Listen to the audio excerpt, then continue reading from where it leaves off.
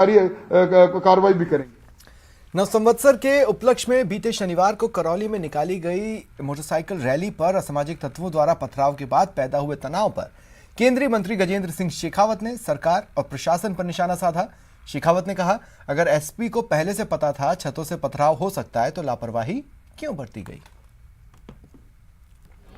करौली दंगे के बाद में जो एफआईआर दर्ज हुई, उस एफआईआर को अगर पढ़ेंगे तो उसमें सब कुछ स्पष्ट है कि पहले से प्री प्लान था, इंटेलिजेंस का इनपुट था, एसपी को कहा गया था कि छतों से पथराव हो सकता है, छतों पे लोग खड़े किए जाएं,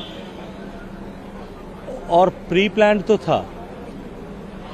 अब दो विषयों की जांच करने की आवश्यकता है। पहली तो ये कि इसमें पुलिस प्रशासन और सरकार का कितना दबाव था कि ऐसे गतिविधियां करने वाले, ऐसी कांड करने वालों को प्रश्रय दिया गया और रोका नहीं गया। किसके दबाव में एसपी ने ऐसा निर्णय किया, ये जानकारी होते हुए भी वो इसको रोकथाम के उपाय क्यों नहीं कर पाए। और दूसरा विषय जिसके ऊपर निश्चित रूप से इस राजस्थान में और देश में बहस होनी चाहिए, वो ये है कि भारतीय नववर्ष भारत में मनाया जाए, उसको लेकर के कोई उत्सव किया जाए, उसको लेकर के जिन लोगों के पेट में दर्द होता है, जिन लोगों को कष्ट होता है, वो कौन। अजमेर में धारा 144 लगाई गई है। आगामी 1 महीने तक अजमेर में धारा 144 लागू कर दी गई है। धार्मिक प्रतीक चिन्हों को सरकारी भवनों पर लगाने पर प्रतिबंध है, साथ ही तेज आवाज वाले डीजे पर भी रोक लगी है। हालांकि आदेश में किसी भी धार्मिक पर्व का नाम नहीं लिया गया, लेकिन एहतियातन कलेक्टर ने पूरे जिले में रोक लगाई है। विधायक वासुदेव देवनानी ने आदेश पर तीखी प्रतिक्रिया दी। उन्होंने कहा, कोटा, बीकानेर, जोधपुर के बाद अब अजमेर में भी तुगलकी फरमान जारी हुआ। बता दें, कुछ ही दिन में रामनवमी, महावीर जयंती आने वाले हैं और रमजान चल रहे हैं, और प्रदेश के कुछ हिस्सों में जिस तरह से सांप्रदायिक सौहार्द छिन्न भिन्न हुआ है, उसके बाद ये खबर अजमेर से मिल रही है कि यहां पर एहतियातन धारा 144 लगाई गई है। ज्यादा जानकारी के लिए बात करेंगे सहयोगी अभिजीत से। अभिजीत, ठीक है, पर्व का नाम नहीं लिया, लेकिन धारा 144 लगाने के पीछे रीजन तो मेंशन्ड होगा ही ऑर्डर्स में। देखिए स्वप्निल, जो प्रशासनिक स्तर पर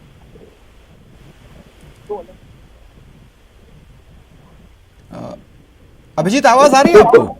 हाँ स्वप्निल, मैं आपको सुन पा रहा हूँ। क्या आपको मेरी आवाज आ रही है? जी हाँ, अब बोलें।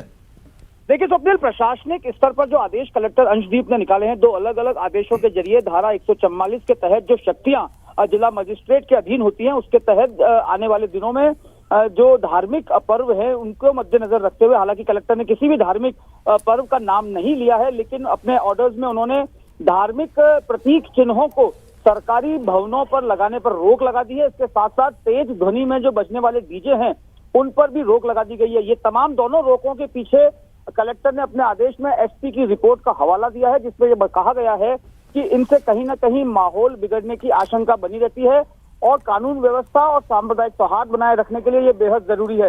इस आदेश के बाद जो अजमेर उत्तर के विधायक हैं और पूर्व शिक्षा मंत्री हैं वासुदेव देवनानी, उन्होंने बहुत तीखी प्रतिक्रिया देते हुए ये कहा है कि इस तरह के फरमान जो है वो औरंगजेबी फरमान है, और जोधपुर, कोटा, बीकानेर के बाद अजमेर में भी जिस तरीके से ये जो प्रतिबंध लगाए गए हैं, ये हिंदू त्योहारों को मनाने के लिए अपराध जैसा साबित हो रहा है, ऐसा उन्होंने देवनानी ने अपने वक्तव्य में कहा है। तो कुल मिलाकर प्रशासनिक स्तर पर जो एहतियातन कदम बरते जाने चाहिए वो बरते गए हैं कलेक्टर की ओर से आदेश में, जैसा पिछले दिनों कई जिलों में देखने में आया था, जिस हिसाब से सांप्रदायिक सौहार्द। लेकिन क्या अभिजीत, अगर हम ये कहें कि अगर मान लीजिए जो पूर्व निर्धारित कोई रैली हो या पूर्व निर्धारित कोई प्रदर्शन रहा हो जिसकी परमिशन दे दी गई है, क्या इस आदेश में उनको भी जोड़ा गया है?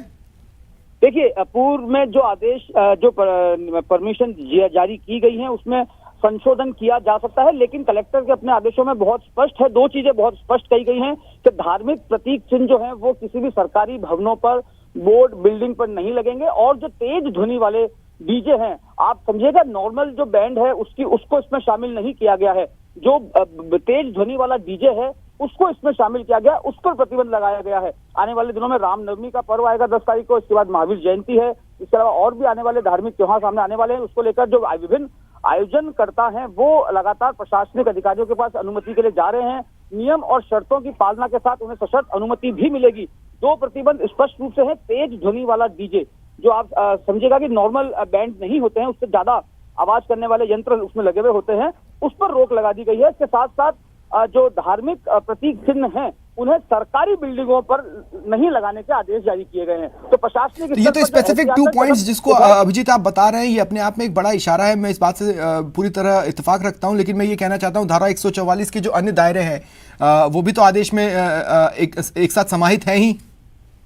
नहीं, देखिए स्वप्निल, ये इसलिए मैंने आपको कहा कि प्रशासनिक स्तर पर जो आदेश है ये बहुत सावधानी पूर्वक निकाला गया है। इसमें कहीं पर भी गैदरिंग को, पब्लिक गैदरिंग को अलाउड किया गया है, उसमें कहीं रोक नहीं है। रोक सिर्फ दो चीजों पर है, धार्मिक प्रतीक चिन्ह जो है वो सरकारी बिल्डिंगों पर नहीं लगेंगे और तेज ध्वनि वाले डीजे साउंड जो है वो नहीं बजेगा। तो सिर्फ दो ही प्रतिबंध जो है वो लगाए गए हैं, कुछ पहलुओं को ध्यान में रखते हुए कानून व्यवस्था के नजरिए से। बाकी अन्य चीजें जो हैं उनको समावेश इसमें नहीं किया गया। संपूर्ण जो धारा 144 है उसे लागू नहीं करते हुए उसके तहत जो प्रदत्त कुछ शक्तियां हैं सिर्फ उन लिमिटेड शक्तियों का ही यहाँ पर इस्तेमाल किया गया कलेक्टर के आदेशों में। शुक्रिया अभिजीत, पूरी खबर के लिए भी और इस क्लैरिफिकेशन के लिए भी।